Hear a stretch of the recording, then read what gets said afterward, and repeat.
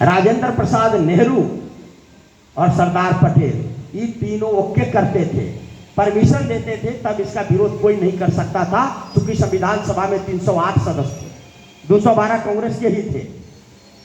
ये तीनों से परमिशन मिल गया, अनुच्छेद मान्य हो जाता था।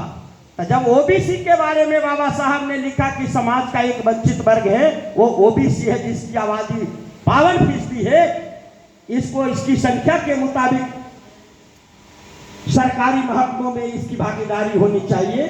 तो सरदार पटेल कहते हैं व्हाट इज ओबीसी? ओबीसी क्या है?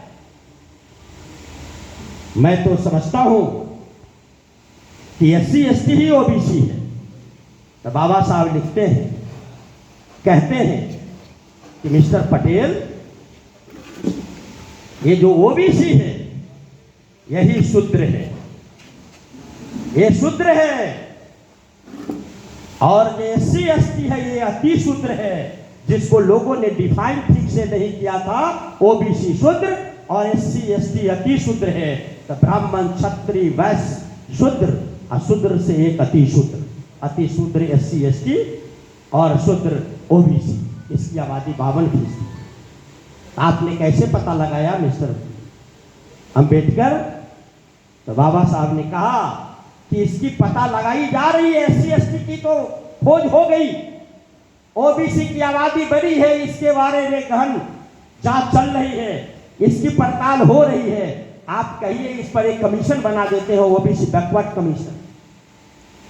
सहमति बन गई, लेकिन जब ये पूरा फाइल राजेंद्र प्रसाद के पास जाता है ओबीसी कमीशन के लिए, तो वो ओबीसी कमीशन बनाने से रिफ्यूजल दे देते।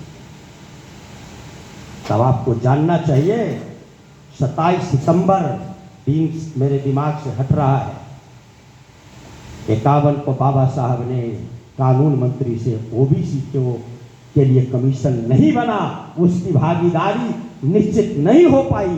तो बाबा साहब ने संविधान में, बाबा साहब ने इस आयोग को नहीं बनने के लिए, जब राजेंद्र प्रसाद जी ने सहमति नहीं दी, तो बाबा साहब कानून मंत्री से इस्तीफा दे दिए कि हम ओबीसी को बिना अधिकार दिलाए नहीं थे।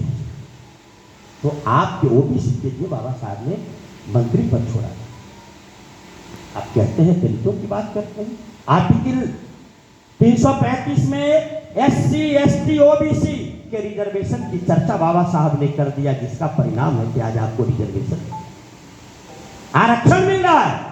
332 में उन्होंने एससी एसटी के लिए विधानसभाओं में आरक्षण कर दिया, जो शेड्यूल कास्ट के लोग एमएलए बन रहा है, नहीं तो कोई एमएलए भी देश में नहीं बन पाता। बाबा साहब ने दे दिया आपको। महिलाओं को बराबर का अधिकार दे दिया। पहले महिला को पुरुष बेच सकता था,